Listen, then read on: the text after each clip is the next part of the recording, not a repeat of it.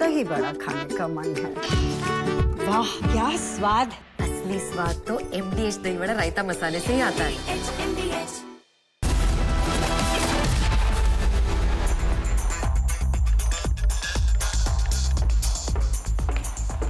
Hello and welcome. You're watching 6 Stories at 6 with me, Tanisha Awasthi. Let's quickly get you through the 6 stories. Trouble does not seem to end for accused number 1 and accused number 2 in the National Herald case. Yes, I'm talking about Sonia Gandhi and Rahul Gandhi.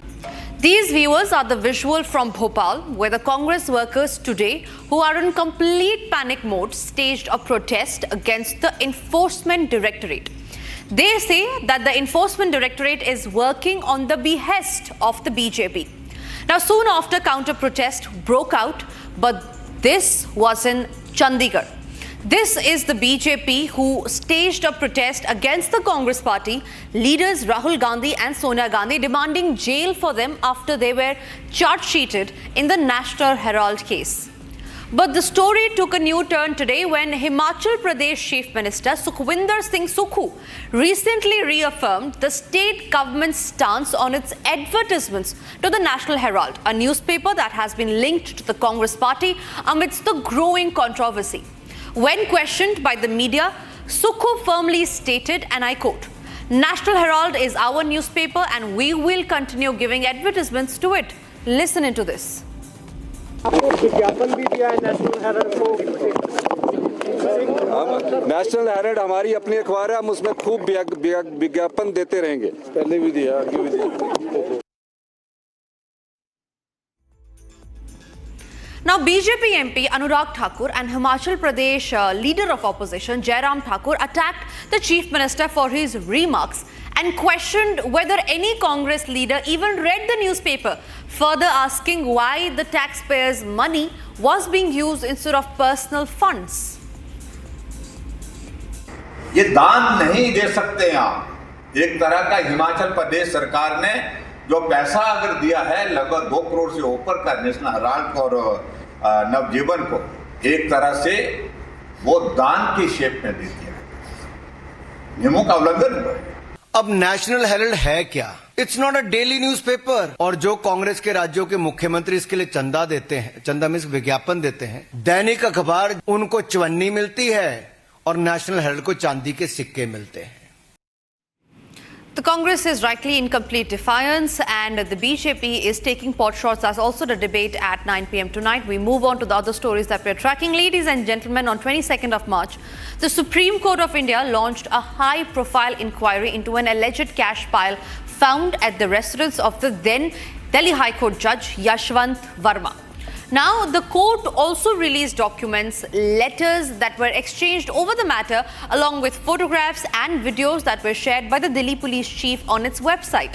The fire incident, remember, occurred on the 14th of March 2025. However, the report of the burnt cash only reached the media on 20th of March when alleged sources revealed the information. Now, we have received some sensational details which tells Republic that 3 mysterious calls were made to the Delhi Fire Department. And remember, these 3 calls were made at different times on the same day. But the question that actually everybody is asking is that why is that no action has been taken against the Delhi High Court judge? Joining me live on the broadcast is Anil Tiwari. He is the president of the Allahabad High Court Bar Association. Anil Tiwari ji, बहुत-बहुत शुक्रिया आपका हमारे साथ बात करने के लिए. You have been in the forefront of leading the protest against the biggest judicial scandal. The Judge Yashwant Verma has been sent back to the parent court and it's been days since he's been serving there. Why is it that no action has been taken place even after the inquiry report has been submitted? This is not a new thing. I'd already spoken to the media that I'm sure that nothing will happen. I still say that after 30 days, the system has not shown the report to the public. It is not in public domain. Nobody knows what is going on. And they are not protecting a judge. I say that this attitude of the system is now destroying the basic fabric of this country. The country is made by the people of India, and the trust has been shattered. Even my trust in the judiciary is shattered now. It is affected. Everybody is raising this finger on the Supreme Court system. We were already aware. Look here, one thing more. Now the Supreme Court has come with a judgment directing the president to do in certain manner. Supreme Court is asking why the president is not accountable to the will of the people. I am putting a question to myself whether the Supreme Court is accountable to the public. Public trust is the weapon, public trust is the power, public trust is the basis of the entire judiciary. That has gone. Nobody will. I'm continuing my fight since last 30 days, about 25 days. Now I'm extending my shukriya to the government that now the government has been attacked. I had already spoken that one day will come, then the system will supersede the elected government itself. Today the direction is to the president. One day will come when one judgment will say, Supreme Court system will say that look here, this government is not working properly. It is unconstitutional. Now the collegium will function as a government. Absolutely. Are we waiting for that day? Are we waiting for that day? Why the report is not public? Absolutely. Anil Tiwari ji, yes. I'm just asking a question to the collegium system that why you are protecting a judge at the cost of institution. Absolutely. In Just fact, Anil Tiwari ji, yesterday it was Vice President Jagdeep Dhankar also who given a huge statement where he said that the trust and faith in the judiciary is eroding, and backing him today is the senior advocate of the Supreme Court, Mahesh Jethmalani, as well. I am extending my thanks. I say thanks to Mr. Dhankar. Dhankar is a senior lawyer. He knows everything about the law. I'm thankful to him that he supported my mood, my version. That I had already told everything what Mr. Dhankar has repeated. But now I'm putting a question to Dhankar Sahab himself that why he was silent when I was raising my voice. Why the government was silent? Now time has come. Government should come forward. Right. Absolutely. Government should come forward. This is the day. Now you look here in that judgment with about which Dhankar Sahab was speaking. In that judgment, two things are very shocking. Judgment is liable to be reviewed. Yes. In India, the separation of power between three wings of the government, three wings of nation: legislature, executive and judiciary.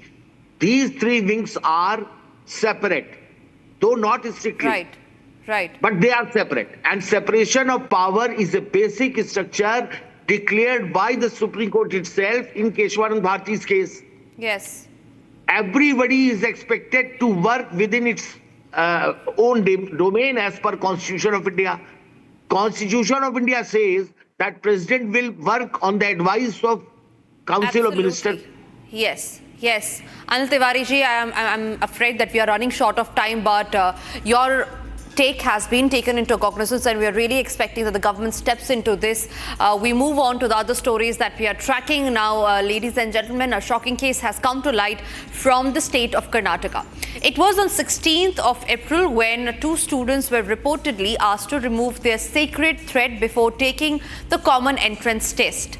Now, a security personnel at a college in Shivamoga of Congress-ruled Karnataka forcefully removed the Janehu, also known as the sacred thread, when the candidates entered the building. The Brahmin community has protested against the incident. They have demanded that the exam center be held accountable for offending religious feelings. The controversy began when a home guard hired for security duties began enforcing the dress code too rigorously and insisted that the students to get rid of their Rudraksha and Janehu. One youngster complained to his parents, but the other pupils removed their threats without complaint and retrieved them after the test. Candidates at another CET center, an engineering college in Shivamogga, were instructed to remove Rudraksh. We spoke to one of the students who had to go through the ordeal. Listen into what he had to say. Extremely disturbing case from Karnataka. You have the student Suchivrat who is joining us on the broadcast. Suchivrat was at the examination center and you prepared for 2 years. This is the CET, right? You've prepared for 2 years to write this examination, engineering entrance examination, right?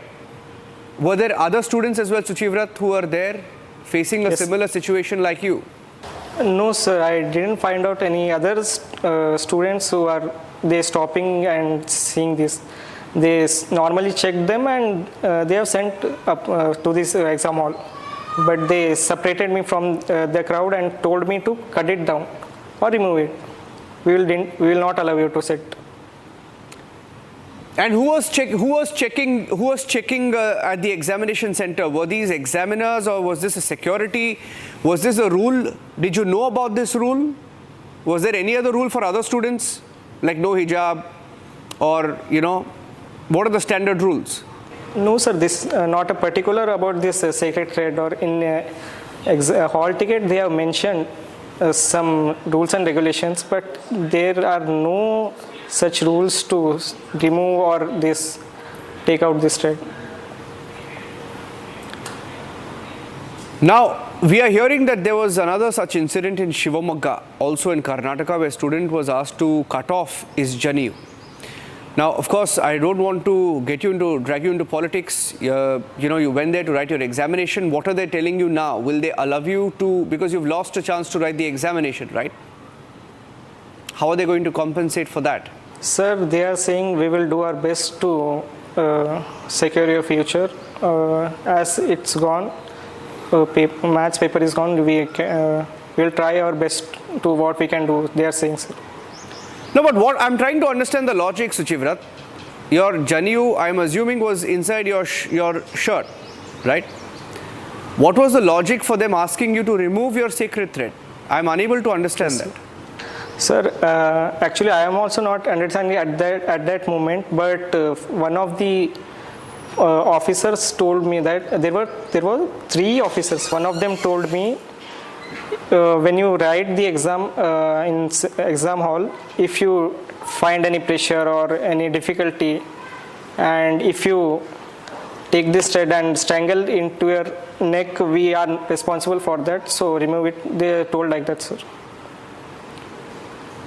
Strangle yourself? I'm unable to understand. But you stood there fighting with them for 40 minutes. Did other teachers come? Did anybody try to help you? Was it 1 or 2 particular people who tried to stop you? Yes, sir. 45 minutes, sir.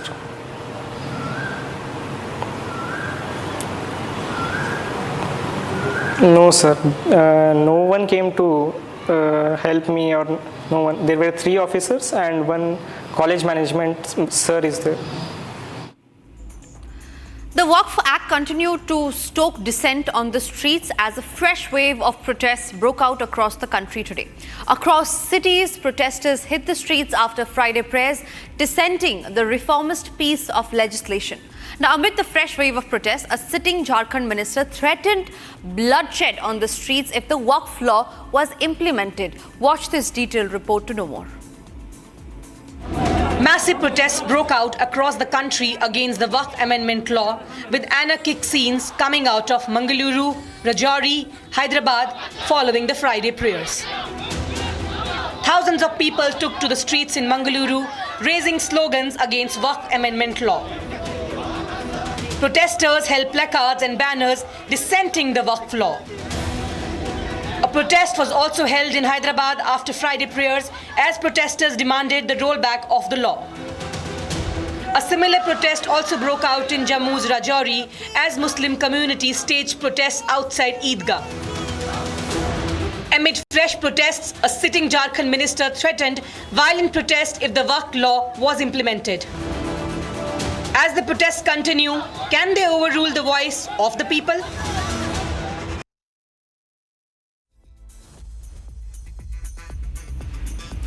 Now, facing global outrage over unspeakable atrocities on Hindus in Muslim-majority Bangladesh, the interim Yunus regime dared lecturing India on the treatment of minorities, invoking the violence over Waqf reform law in Bengal's Murshidabad. Dhaka advised Delhi to be more considerate to the rights of minorities in country. Now, in a sharp response to Dhaka's attempt to meddle in India's internal affairs, the Ministry of External Affairs flayed the unwarranted comments, advertising and advising the Yunus regime to protect their rights on its own minorities before preaching others. Let us take you through what actually the Yunus government said, to which the India has retaliated. Now, Yunus government, remember, Yunus government spokesperson, remember, this is the statement that has been given, where he said that government of India and West Bengal government must protect minority population. Now, this came in response to the Waqf Amendment protest that has been taking place in the country, and this is completely an Indian affair, but this time it is Dhaka, it is the Yunus government which has meddled into the Indian affair, to which the MEA has taken down on the Yunus government, wherein they said that we reject the remarks that have been made by Bangladesh. India has completely gone out against Bangladesh to tell them to not meddle into Indian affairs. They have also said that disguised and dissentious attempt made by Dhaka. So thereby India, the Minister of External Affairs, has completely rejected the remarks. Also said that instead of unwarranted comments, the Dhaka should actually refrain from giving comments that meddle with the Indian affairs. Also, what the MEA has said is that Bangladesh must focus on protecting its own minorities, because remember, what we're talking about here is minorities in the country of Bangladesh that are under threat, Hindus specifically. The ISKCON monk is still jailed, and there has been no relief for him. So those were the 6 stories that we lined up for you on this edition of 6 Stories at 6. We will be back tomorrow, same time, with more agenda-setting news. Till then, thank you for watching. Stay tuned, because coming up next after the break is Live and Breaking. लाल रंग इसका अपार, तीखा कम है फिर भी स्वाद, बेमिसाल बेमिसाल MDH Kashmiri, MDH Kashmiri. MDH